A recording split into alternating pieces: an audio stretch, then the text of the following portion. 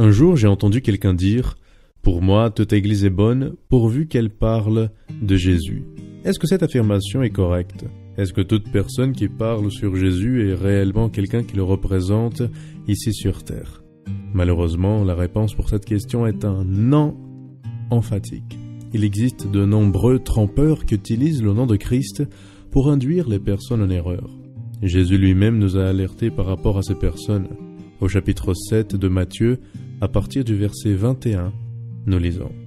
« Ceux qui me disent « Seigneur, Seigneur » n'entreront pas tous dans le royaume des cieux, mais celui-là seul qui fait la volonté de mon Père qui est dans les cieux.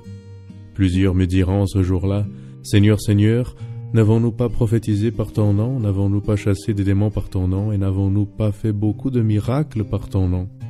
Alors je leur dirai ouvertement, « Je ne vous ai jamais connu.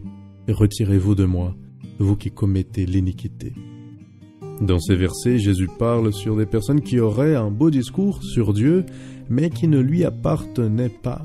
C'est intéressant de voir que Jésus met l'accent sur 3 choses que ces personnes-là feraient pour tromper les fidèles. Tout d'abord, elles prophétiseront au nom de Dieu. Deuxièmement, elles auront l'habitude de chasser des démons. Et troisièmement, elles feront des miracles.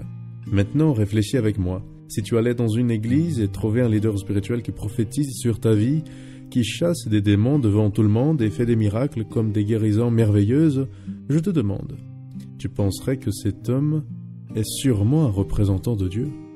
N'est-ce pas? Je crois que facilement nous croyons que oui.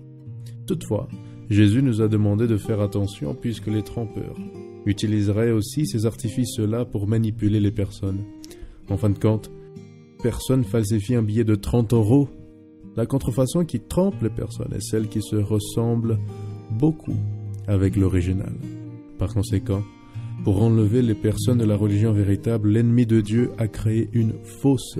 Celle-ci peut même avoir des miracles et guérisons, mais elle ne pratique pas la volonté de Dieu, selon ce qui est dans sa parole.